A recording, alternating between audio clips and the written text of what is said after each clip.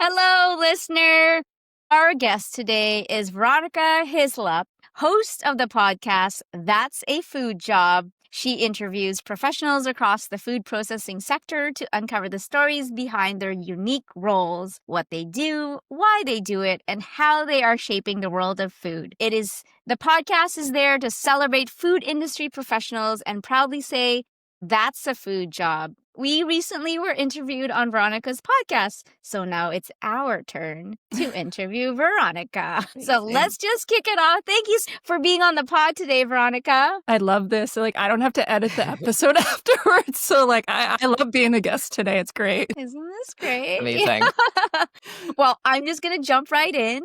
Can you tell us a bit more about your food job or food journey? Okay. Well, I kind of have two different food jobs, so I'll talk about them in two different spaces because you did a lovely introduction with That's a Food Job. I'll start by talking about that. So I'm the host, indeed, of That's a Food Job, which you gave me a very good introduction to that, so I won't go over what the podcast does again. But I'm also a multimedia specialist with the FoodGrads team. So what FoodGrads is we're trying to bridge the gap between the food industry and students. So really trying to better promote the industry. A lot of people don't know that it exists, especially students.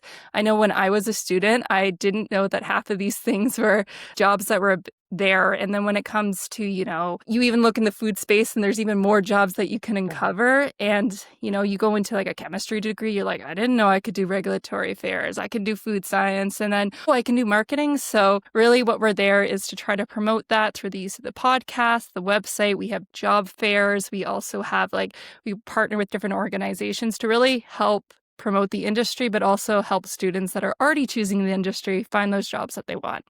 In terms of my other food job, so I am also a PhD graduate student at Toronto Metropolitan University, formerly known as Ryerson. My research is focused on the stability of water in oil emulsions, stabilized by fat crystals. But really what we're trying to do is understand, by changing processing and compositional changes, how can we look and change the structure of things like butter, margarine, and better understand that, and really try to understand from the micro scale and how that affects the overall macro scale. So we use a lot of different techniques to understand it, but we're really, really curious about that emulsifier and how it can change the interface between the two. But I could go on very in depth about that one, but those are my two food jobs. Oh my gosh. So exciting. I feel like there's going to be so much that we need to unpack here because this is all fascinating. I think, thinking about perhaps maybe we could dig into your research a little bit and then go back to the food job portion. What kind of what sparked that curiosity to focus on this area of research? Because this is very specific, obviously, and my mind goes to the applications and the possibilities. But love to hear your journey into diving into this specific space. So I don't really have as crazy of a journey as you would expect. So I did do my undergraduate research project with my current supervisor, Dr. Russo. So at the time, you get the opportunity in your undergrad to see if you really want to do a thesis or something. So at the time, my program is quite small. I was in the chemistry program. So we only had 2 professors that did food science at my university. And Dr. Russo was one of them. And at the time, he was exploring a lot of chocolate research. So that was kind of his big thing at the time. And I was, for my undergraduate thesis, I looked at the crystallization of fats from different cocoa butter regions around the world and seeing how does that change and affect the final crystallization. And then, so I did that research. It was really cool. Thought it was really awesome.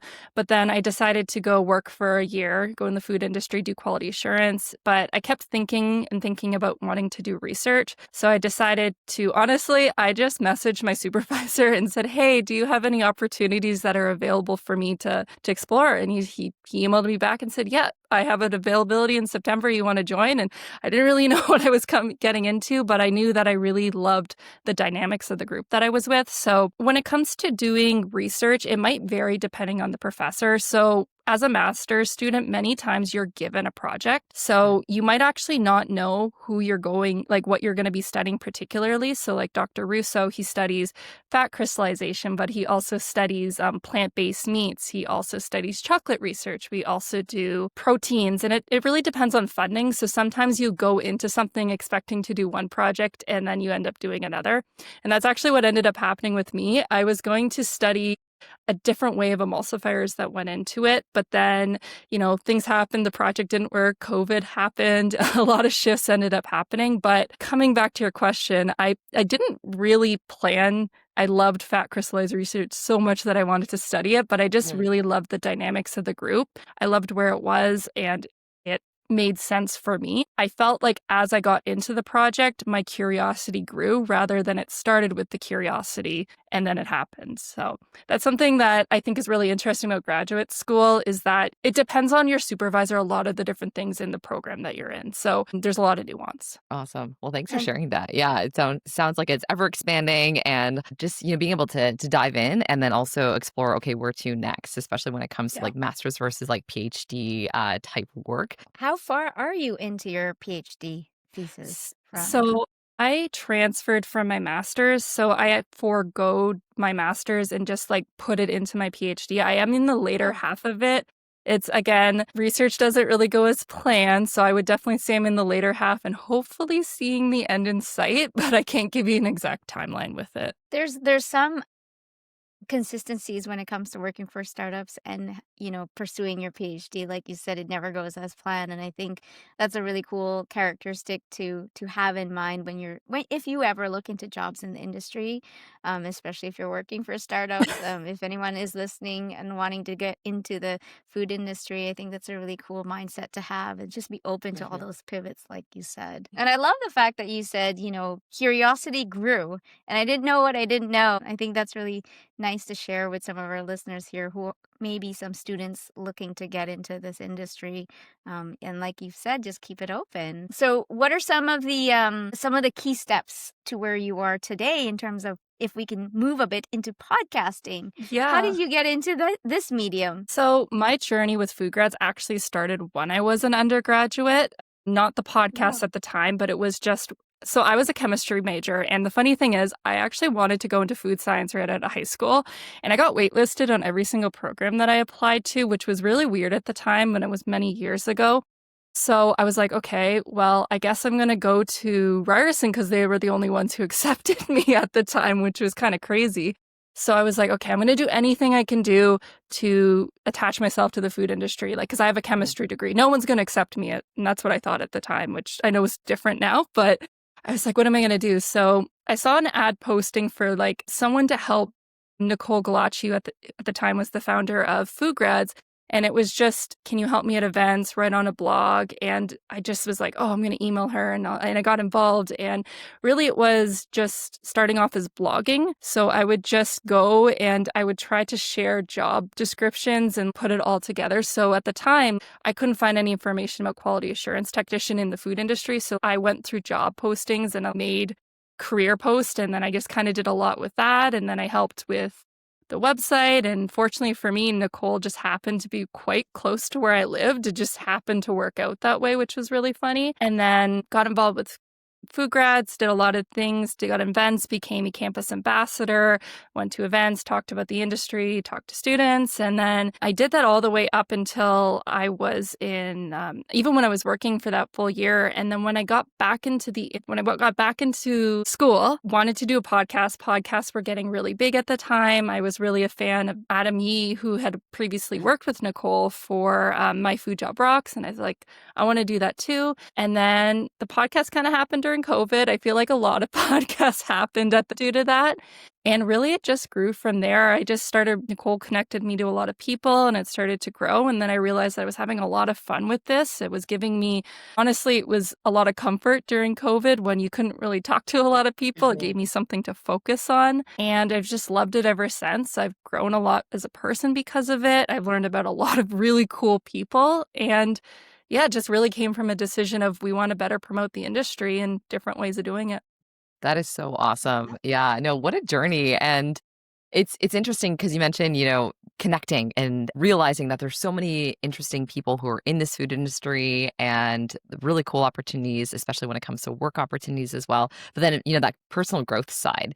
What would you say, what are some of the biggest areas that you grew as a result of getting into the podcasting space? I am not terrified to talk to people anymore. Okay. Biggest one, and I've only noticed it quite recently. So I was a student who would be very, very... So funny thing is, I find it easier to do public speaking than I do talking to people one-on-one. I don't know if it's with other people, but I find that, okay, if I'm presenting, I know what I'm talking about. I got a script, I'm set. But when it comes to going up to people, like you're a student, you're terrified of talking to them. At least for me, I'm a shy person. I'm like, they're so experienced, they're so smart. Like, how do I even break the ice? So coming back to the podcast, yes, I have this like in control again with kind of like the public speaking.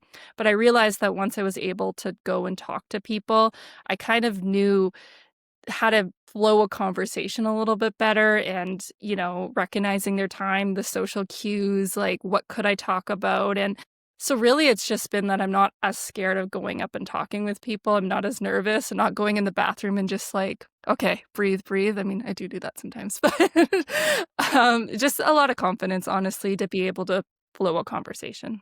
You talked about earlier before we pressed record, you talked about editing. Maybe we did press record. So I feel like, I think we can swap some stories on tools and editing software platforms. I'm curious, your very first podcast episodes, do you remember who some of your notable guests were? Oh my gosh. So I had a few people. So I had Sean Zhu. Nicole just had put out a call. Who would like to help with the podcast? So he was a quality assurance manager at a seafood company. And at the time, I was using Skype because Zoom hadn't even hit off at that time. And I was trying to figure out how to do a Zoom call to a telephone. So that was like just notable for myself to figure out how to do that. And there was Joe Baker. He was actually in the restaurant association. I think he was the lead of one of the colleges.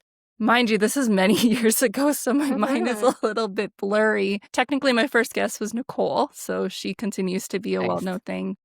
Love it. But yeah, no, I know that's not the best answer. I feel like sometimes my memory can get like, as soon as you see the list of people, you're like, how could I forget that I spoke to this wonderful individual? But it's been a lot of people. I mean, there's been like 100 people I've interviewed. So impressive. That's incredible. You're the original podcaster in this.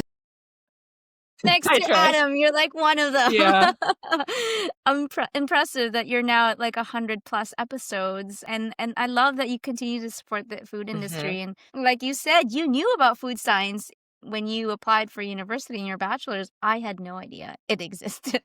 So I'm so glad it's going out. Yeah. Well, the funny thing is, the reason I knew about it is because, there was Alton Brown from like Good Eats, but he wasn't actually a food scientist. He was like a theater person. But also they had, I don't know if you've ever heard of the show Recipe to Riches. They used to have, so this used to be on like that show. Yeah, right. So it was like on So CBC or Globe. I don't know. It was one of the Canadian networks.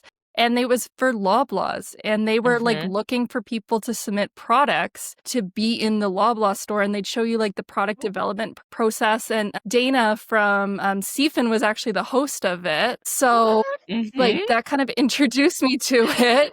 And then, of course, there was How It's Made. So there's a lot of little clues. How It's Made. Yeah. And Top 5 as well from the Food Network. I really liked that one. I think it was Top 5, or I think it was, but it was another thing like How It's Made, but the Food Network version. Gosh, I love that. What a small world. Dana it is such a small world. And like, it's such an interesting, as you know, it's like such an interconnected space and people know people. And there's so many different, it's like a spider web, right? Of connections.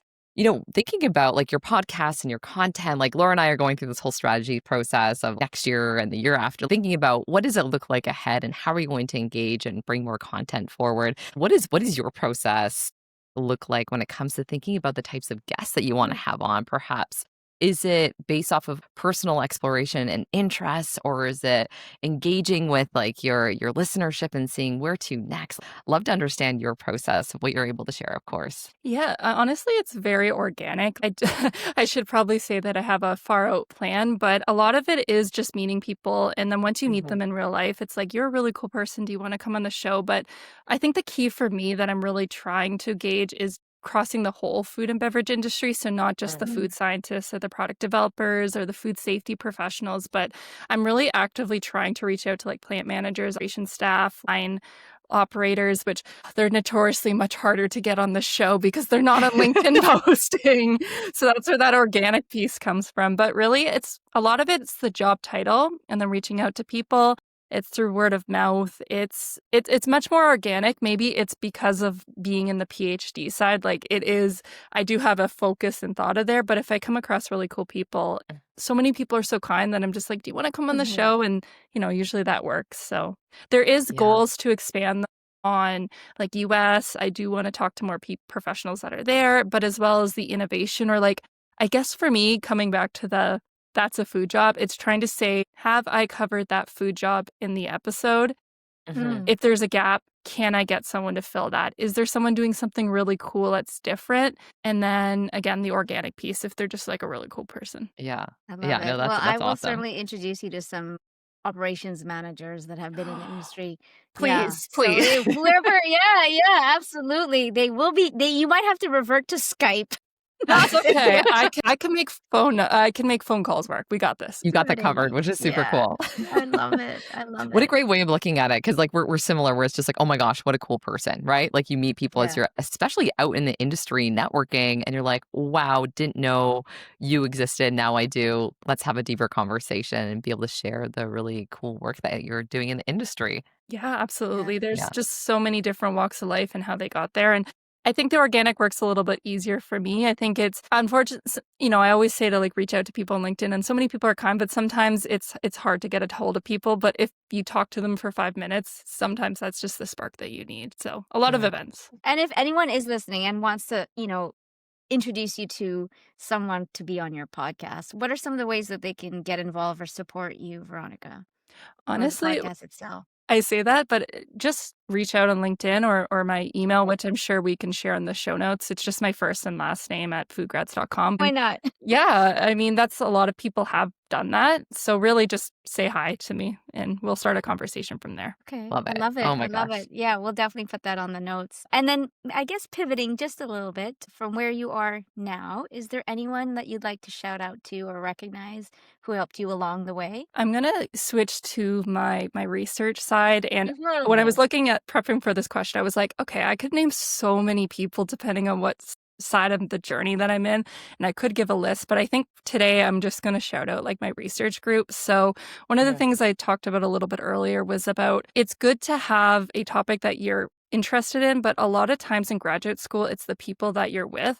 And I've been very blessed to have a really good supervisor as well as a research group. Not only are they like super smart people, they're also really caring and really kind. And they will always take the opportunity to like, if you have a question, if they can't do it that exact minute, they'll make time for you later. And research is all about this collaboration and it's about sharing ideas. And they are so good at doing that. And one thing that I've grown as a person is because of my group. So we do a lot of presentations. If we need a practice presentation, they're always out there like, okay, Wednesday at 2 p.m., we're going to do this. Anyone come and watch us. And we go slide by slide talking about different things. Or, I've had problems with my research. I'll be like, does this sound crazy? Am I doing too much? Am I doing too little? Does this sound scientifically good? So they're always there to support. And of course, my supervisor, Dr. Russo, he is very brilliant, very good.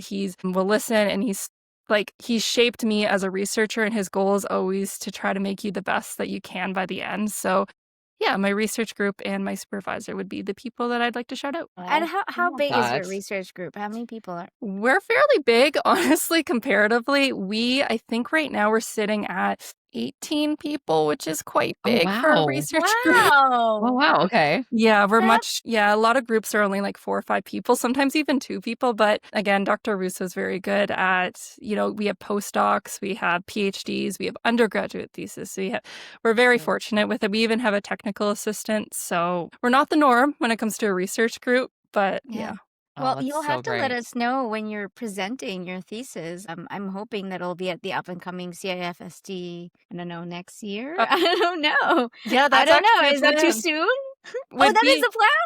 Not the thesis, not the thesis. So Oh, usually okay. with graduate research, and maybe this is something I learned recently, is that, not recently, but prior to graduate school. So when you have your thesis, it's composed of different chapters, and usually you have 3 chapters. That's usually how it goes. So I've already presented my first work. The goal is to have the second work for that. I'm assuming you're talking about the one in June, the Ontario one. That's the goal. The group is going to present there. So wouldn't be my overall thesis, but it would just be a project. And then, Yeah. So cool. I'm excited. We're Lots gonna of put that on the exciting notes. things. So many Yeah. fun Well, things. Veronica, oh my goodness, like there's so much going on for you, which is great Yes. in terms of work and school and everything in between. Thinking about 2025, like we're rounding up the year, 2026 on the horizon. What are you most looking forward to, perhaps wrapping up this year or the year ahead? Like, what are some of the events or opportunities? Thinking about your thesis, like there's so many elements that are potentially coming up. What are you looking forward to most? I am looking forward to getting deeper into this project that I've been working on. It's been a lot of pivots again. That's been a theme throughout my research. And there's been a lot of pivots in terms of what we had planned to do with the research. But it feels like only recently that we've kind of decided, okay, the research is showing us to go in this direction. And it's really feeling like, okay, now we can like dive deeper because you do a lot of preliminary results. And maybe you've seen this with like working with like startups and working within your own, that you really want something to work and it just doesn't work that way. Right. So recently my project's been like, okay, you're not going to go in that direction. We're going to shift. You have some really cool stuff there. So I'm really looking forward to just like exploring that and finally getting deeper and not just being in this preliminary step. Like actually, okay, I have the project, let's dive deeper. Because that's really where my research is. I'm not really as much of an application-based type graduate student, so a lot of people do look for that final application, but I'm very fortunate to be actually funded through NSERC. So it's really focused on fundamental research. So we don't necessarily know what the application is, but we want to research and better understand. So I think we're in a position that we have the project now and we're just going to dive a little bit deeper. I That's love it. exciting. And I'm going to go off script and I want to Okay. ask, are you using AI in any of your data analysis or any of the research? Any sort of tools that you're using? I am not. It's not that I haven't been open to it. It just hasn't felt right for my research. Maybe it's because I'm not dealing with huge amounts of data. I do use a software which is Origin Pro, but that's by no means AI. I use Origin Pro, Rio Plus software. Yeah, AI just hasn't really introduced itself into my work. Maybe again, because I'm not doing big data sets. I do a lot of my work in triplicate. So that hasn't shifted as much as I was expecting, but that's okay. And then, so I know I went off script because I was curious, and we were talking about AI earlier. Everyone is. For students or like early career professionals who want to go in the direction that you're going in terms of a PhD, what should they start doing right now to prepare? So one of the things I would say is it comes back to the research group that you're in. And I find that your curiosity can change. My research does not look like what it did when I first started. And I think being okay with that has shown me that it's more important about where you're located, the research group. Graduate school is, when you sign up, it's usually 4 years. You have to have enough funding. You have to, like, the reality is there's a lot of like life situations that happen at the same time. So I think as a student, first of all, get the grades, like always have the opportunity open, research different schools, talk to different groups, talk to different professors. Like I limited myself to being within the region that I grew up in, but you don't have to do that. There's so many cool things going on across the world.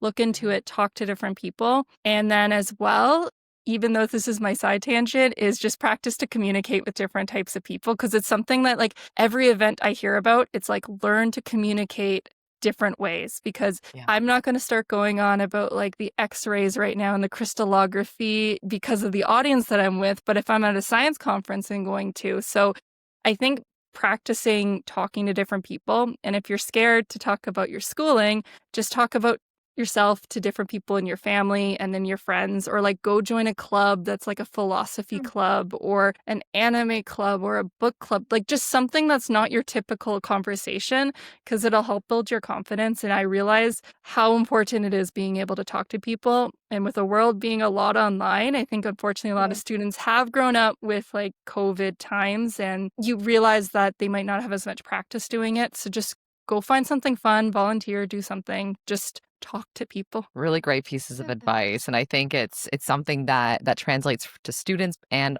working professionals as we're in it at, all points of our career as well. The importance of communication, being able to articulate yourself well and to be able to connect with a whole range of people in the world that we work in, that we'll likely be working with as well. So those are awesome pieces of advice. So we are getting into the part where we are, digging into questions from previous guests. I think, Lara, do you have this question? Oh my goodness. Okay. Okay. My goodness. Am I ready? Okay, let's do it.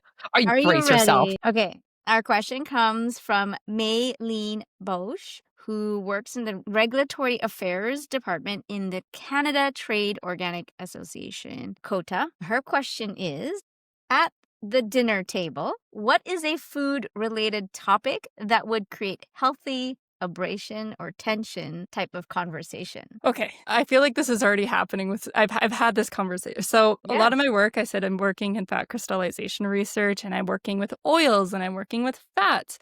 Well, you probably know where that might lead right now is that there's a big discussion about inflammation with plant-based oils, and it's like better to have sources like butter and all those types of things. So I have had this experience right now, both talking about surfactants and emulsifiers and as well like the inflammation. Now, I'm not a nutrition scientist, but I have done what I believe is oh my gosh, this could get an attention topic. No. This is great. But it's just like the different chain links. It's not about the source necessarily, but the composition. I guess is. Oh my gosh, I'm having flashbacks to the conversations. I don't know if it was healthy conversation at the table, but right now I guess it would be just the talk around like the type if plant oils cause inflammation, and I guess more so what I would just say is that when we are getting our nutrition information, we should also make sure that we verify the sources that we come from. I'm not an expert, so I can be incorrect, but making sure that you look from both like the government of Canada, you look from like doctors, like just look from a range of sources. But yeah, I'm not sure if I answered that question. No, properly. you alluded to the healthy abrasion from your facial features, but how did this conversation end? Was there tension still at the end of the conversation? Yeah, usually there is. I think inherently, I have some family members. I'm a food scientist, but I look at food as a structure, and people they're very much that it comes from a natural source. And sometimes I decide that as a scientist, I also am not someone to bring up because I feel I have to have all the facts right, but I'm not an expert in it either. So I guess it's just opening the conversation is usually the thing, and just reminding people to look at different sources. That's usually what I say. Like, I'm not the expert, but make sure that you're not just getting it from TikTok, your sources. I'm sorry, but I will say that. I think thanks so much for covering that. I think that definitely, I feel like we've had conversations, all of us in some way or form, about like what is healthy, what is not, what's in, social media versus, and mind you, a lot of experts are also in social media as well. Yeah. So to your point, it's like things are changing also. Like the information that we get, it's also changing as we discover new things, which is so fascinating. This world, especially when it comes to like health and nutrition, it's an evolving journey, needless to say.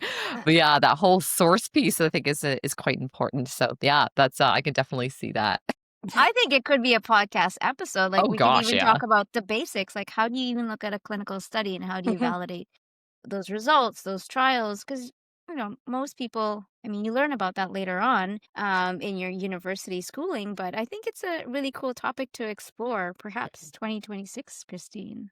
I We think could bring so. in. Yeah, I think that would be really cool. Yeah, I would think it'd be really I know I'm cutting you up, but also just speaking No. about like how to understand different science studies, what's the difference between this journal? Like I didn't understand about impact journals, and some journals are considered scientifically more reputable than other ones, and that's just not something that you really get exposed to if you're not in a science program. And sometimes even in a science program, you don't even learn about that properly. Exactly. I understand though it's difficult to navigate information, especially health, and everyone's different. And we realize that, some people have allergens, so a food's going to affect someone different's than another person, and knowing your sources. And it's so important, to have your family doctor as well to know, what your profile is, what's a risk factor, what's this. There's just, nutrition is so complicated in health, and I'm always something that's like the dose makes the poison as well. So it's like everything in moderation at the end of the day. That's the way I see it. I love it. So Okay, good. but before we let you go, what question would you like to leave the next guest on the pod? Okay, coming to the theme of like food and like food jobs, I was going to say, I think that we talked a lot about like growth and that. And I've noticed that I've changed a lot since I've like graduated from post-secondary or like high school. So my next question for my guest would be, in what ways have you grown or changed since you finished either high school or post-secondary, depending on where you left off in education? Ooh, Good that's one. great. Thank you. Full circle. Yes. Yeah, full Love circle it. for sure. Veronica, oh my goodness. What a joy connecting with you today. Thank you so much for your time, your insights, and sharing your journey. And it's Mhm. such an interesting journey, and we're excited to see where you go next and what you learn and what you share with the industry and those who are super curious about this space. So grateful for our time together. Thank you. Thank you Thank so you much. so It much. was so nice to share my two different food jobs. And I hope that, Yeah. if anyone has any questions, like please reach out to me, not just for like the food job stuff, but if you have questions with graduate school, like it's a black box sometimes and you don't know what you like. Honestly, I'm learning as I go and I'd love to share that. So thank you for letting me share that on the show today. Amazing. Absolutely. Thank you so much, Veronica. And And scene. see.